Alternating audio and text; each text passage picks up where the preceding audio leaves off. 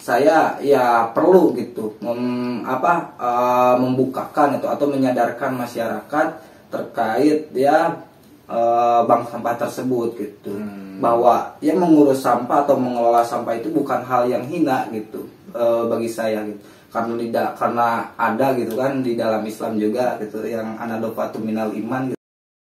Welcome to Kamar Pergerakan.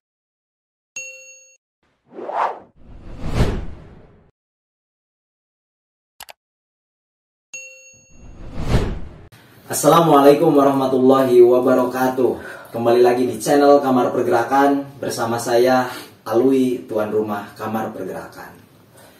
Pada kesempatan kali ini saya tidak sendirian, tidak hanya sebatas menyampaikan teori tentang hasanah keilmuan dan pengetahuan, tapi kita akan sharing di sini berbicara mengenai pengelolaan sampah. Karena sejatinya sampah hari ini itu sudah menjadi suatu hal yang cukup mengerikan ya untuk ruang lingkup sosial kemasyarakatan. Ada yang mengatakan sampah itu menjadi beban, ada yang mengatakan sampah itu menjadi keuntungan. Namun dibalik daripada itu semua, marilah kita dengarkan, marilah kita ngobrol bersama, sharing bersama dengan sahabat Jajang Ripa. Nah, kebetulan pada kesempatan kali ini saya ditemani oleh beliau, seorang yang luar biasa yang mendirikan bank sampah ya di Garut, bank sampah Sadulur ya namanya. Oke, apa kabar sahabat Jajang? Alhamdulillah baik. Alhamdulillah baik. Bisa dibuka corona enggak? Oh enggak. Oh enggak. Udah di swab. Oke. Kemarin. Nah, kira-kira sahabat Jajang ada yang perlu disampaikan dahulu nggak sebelum nanti kita berbincang-bincang mengenai pengelolaan sampah yang bisa dikatakan efektif itu seperti apa dan lain sebagainya lah. Ya mungkin sedikit sih dan ini udah umum juga gitu di kalangan masyarakat, siapapun lah gitu. Permasalahan sampah itu memang permasalahan bersama gitu. Perlu elemen-elemen masyarakat, pemerintah ataupun perusahaan-perusahaan harus memberikan solusi gitu terkait pengelolaan sampah itu ya. Sendiri ya. Oke. Nah, ini sahabat Jajang itu tadi kan dikatakan sebagai founder daripada ataupun pendiri ya, bahasanya pendiri daripada Bank Sampah Sadulur di Kabupaten Garut. Nah, kenapa sahabat Jajang ada di Kamar Pergerakan jauh-jauh dari Garut ke Cimahi? Itu pun menjadi kontroversi. Saya juga gak tahu, ujug-ujug ngechat pengen ikut menyampaikan hasanah keilmuan dan pengetahuannya di Kamar Pergerakan. Mudah-mudahan bermanfaat ya untuk sahabat-sahabat. Nah, mungkin sahabat, apa sih yang menjadi motivasi ya untuk membentuk bank sampah itu sendiri? Sebetulnya sih motivasi daripada bank sampah itu sendiri udah cukup jauh-jauh hari gitu sebelum sebelum Lebaran kemarin gitu. Udah dipikirkan secara konsep, cuman belum diobrolkan gitu ke teman-teman. Nah, kemarin tuh ada kesempatan gitu. Kesempatan gitu teman-teman di kampung gitu kan, kebetulan mereka itu banyak yang di kampung karena dampak daripada corona itu, pandemi ya. Gitu. PPKM kan sekarang udah level berapa gitu. Nah, sehingga pada akhirnya mereka ke kampung dan mereka kebingungan juga gitu, mau usaha apa gitu. Karena ya kita sadari bersama gitu, sulit sekali gitu ya dari bab ekonomi itu pada hari ini ya memang cukup sulit. Gitu. Nah, pada akhirnya saya kasih saran, kasih ide dengan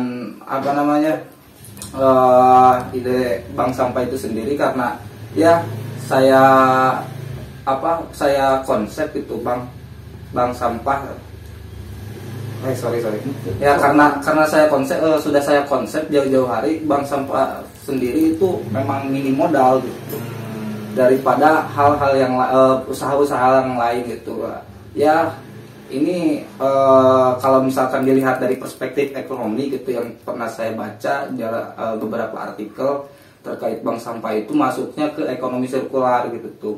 Ekonomi sirkular ya. Ekonomi itu kayak gimana itu? Jadi ekonominya itu berputar terus gitu. Ada pemakaian, terus ketika pemakaian tersebut itu dikira barangnya masih bisa dipakai, ya diusahakan dipakai. Kalaupun misalkan tidak bisa dipakai, misalkan ya didaur ulang gitu. Kayak konsep daripada 3R, reuse, reuse, and recycle gitu. Mengerikan Gitu, ya iya. bahasanya itu. Tapi berarti ada hikmahnya juga ya Iya. di balik pandemi sekarang ini.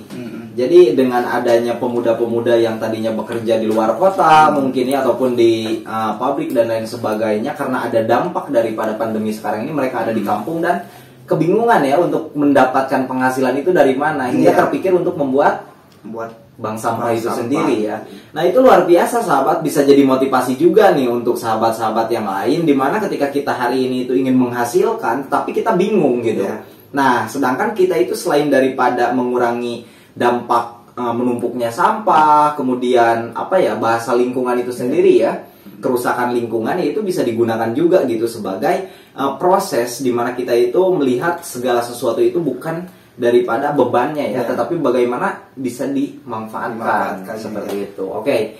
Nah, seperti itu gambaran pertama ya, berbicara mengenai motivasinya itu karena ada gagasan yang perlu untuk disampaikan ya. disampaikan gitu, karena melihat daripada desa saya gitu ya, di Garut itu ya, karena fasilitas daripada pemerintah itu sendiri belum ada gitu untuk mengelola sampah itu sendiri, sehingga masyarakat di desa kami itu ya buangnya ke sungai gitu, ke sungai ya itu. terus ada yang dibakar gitu, karena ya kalau misalkan terus menerus tidak diatasi, itu akan berdampak buruk gitu ke depannya Terhadap lingkungan Iya, khususnya. kita yang sedang menikmati sekarang itu tidak akan merasakannya gitu. Iya. Anak cucu kita nanti gimana gitu Bahasa kan. banjir Iya. dan lain sebagainya itu kan, itu ngeri lah. Iya, Waktu ngeri dulu kan. juga di Cimahi kan itu ada kasus besar ya, Iya, longsor gitu. sampah itu kan, Iya. yang di daerah Lui Gajah Lui kalau nggak Gajah. salah itu kan, ya sangat lumayan gitu. Nah itu kurang lebih berjalan udah berapa hari, berapa bulan, berapa tahun mungkin sahabat? Persiapan itu kurang lebih dari 1 minggu, 1 minggu sebelum Lebaran Idul Adha. Berarti kehitung masih baru ya? Ya, pas pembukaan itu setelah Idul Adha gitu. Mulai, dan alhamdulillah antusias daripada masyarakat itu ya lumayan lah gitu. Oke, jadi intinya menumbuhkan kesadaran Ya. masyarakat juga ya adanya hal tersebut itu. Nah mungkin kira-kira daripada motivasi yang begitu baik, sambutan yang baik juga dari masyarakat, kira-kira yang menjadi hambatan membuat bank sampah itu sendiri apa sih? Ya, hambatan sih selalu ada gitu di Ya. setiap langkah kita gitu. Terkait hambatan ya memang apalagi di kampung gitu Ya. ya. Paradigma masyarakat itu memang mohon maaf gitu ya, masih konservatif lah gitu bahasanya. Jadi masih dahulu lah gitu pemikirannya. Pemikiran kolot Nah, gitu pemikiran kolot gitu. Nah, hingga pada akhirnya ketika saya melakukan kegiatan atau membuat program seperti halnya bank sampah itu sendiri, ya paradigma masyarakat itu nanaonan sih Cikituan teh gitu ya. gitu komo maneh cenah kuliah Mahasiswa, kuliah, sarjana lah karirna gitu kan. gitu. Jadi sudah menyimpulkan gitu terkait gerakan-gerakan yang dilakukan pemuda gitu khususnya. Nah, memang ya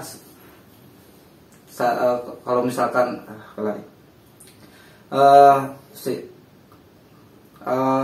meskipun tantangan atau hambatan hal seperti itu ya, itu hal yang biasa gitu bagi Iya, saya. iya. Kalaupun misalkan ada yang berpikiran seperti itu, masyarakat berpikiran seperti itu, ya saya mewajarkan gitu. Iya, iya. Saya mewajarkan dan saya ya perlu gitu membukakan atau menyadarkan masyarakat terkait ya bank sampah tersebut gitu, bahwa yang mengurus sampah atau mengelola sampah itu bukan hal yang hina gitu bagi saya gitu, karena ada gitu kan di dalam Islam juga gitu yang anadofatu minal iman gitu kan, Kebersihan ya itu. kebersihan sebagian dari iman itu kan bisa dijadikan landasan gitu untuk gerakan kita, seperti itu sih. Oke, jadi hambatan utamanya itu khususnya di daerah perkampungan itu daripada stigma ya, Iya. ataupun paradigma berpikir masyarakat yang mengatakan bahwasanya ya misalkan pemuda inisiasinya sahabat Jajang ini selaku mahasiswa, kemudian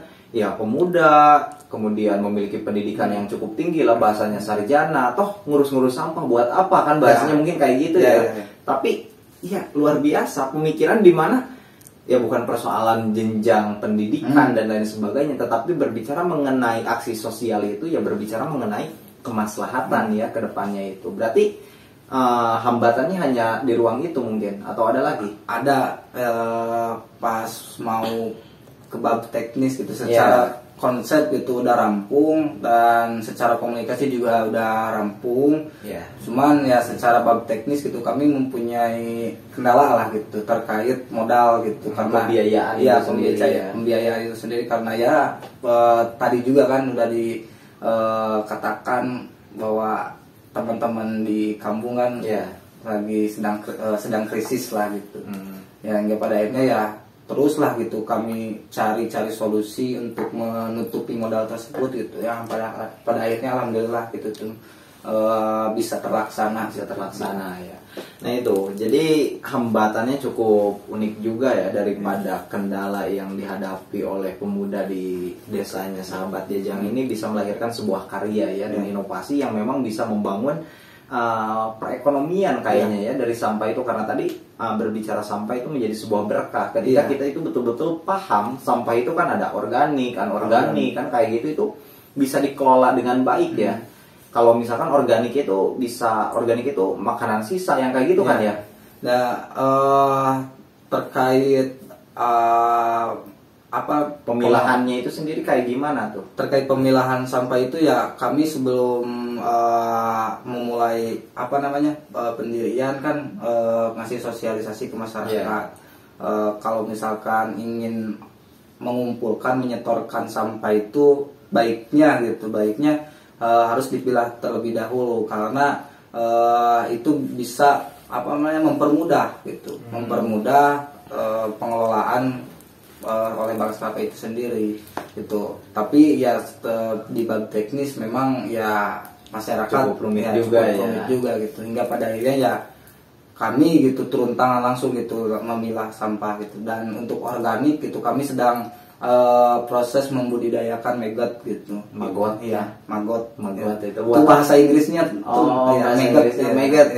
Mengerikan bahasa Inggrisnya itu maggot ya. Itu larva dari BSF, black soldier fire gitu.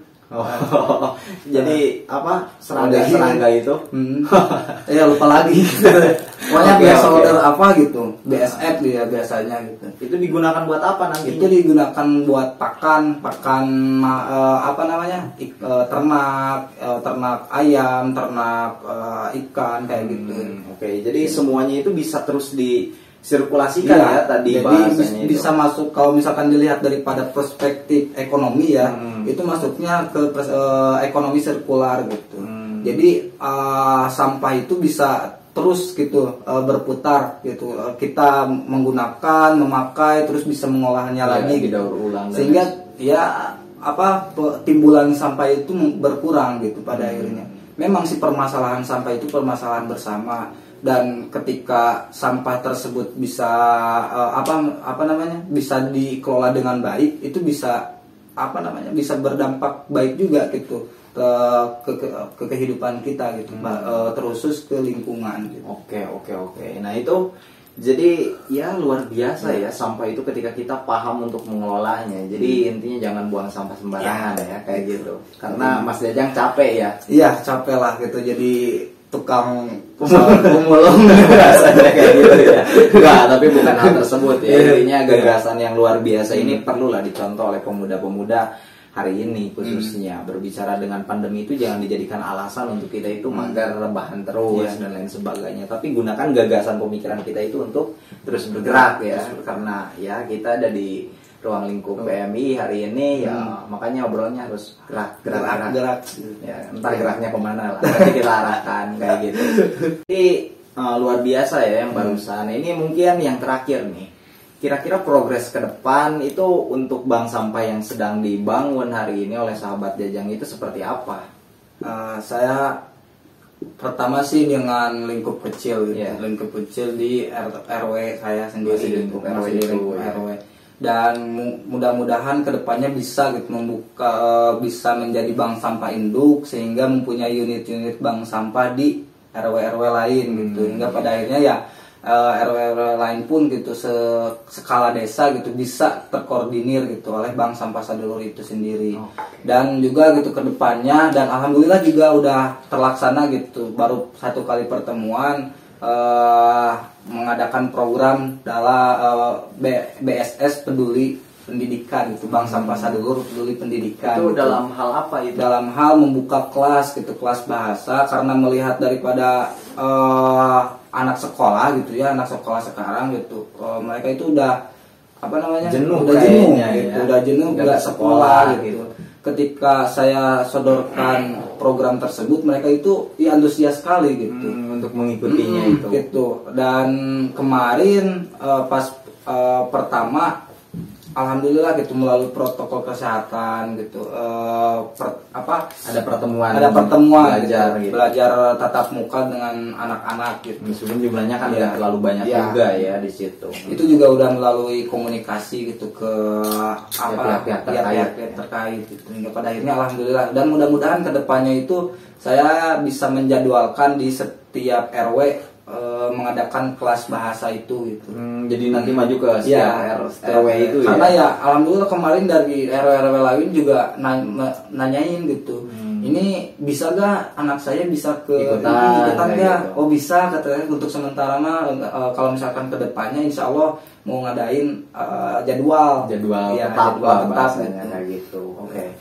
Luar biasa sekali itu sahabat. Jadi progres ke depan itu selain daripada pengelolaan sampah, Mas Jajang ini juga fokus berbicara mengenai pendidikan ya, karena melihat realita hari ini secara pendidikan itu banyaknya ya daring, nggak ke sekolah ya, anak-anak jenuh, banyaknya main game kan kayak gitu, hingga membuka kelas bahasa yang tadi disampaikan. Terakhir ini tuh terkait sudah buka komunikasi dengan sekolah gitu kemarin, melakukan ya kerjasama gitu, ingin mengadakan sekolah lingkungan. Ada sih bahasanya teh adidayata gitu kalau nggak salah, di dalam Perbub itu Bupati itu ada. Nah, itu ingin dikolaborasikan dengan pihak sekolah, dan alhamdulillah pihak sekolah udah welcome ya, merespon dengan baik gitu.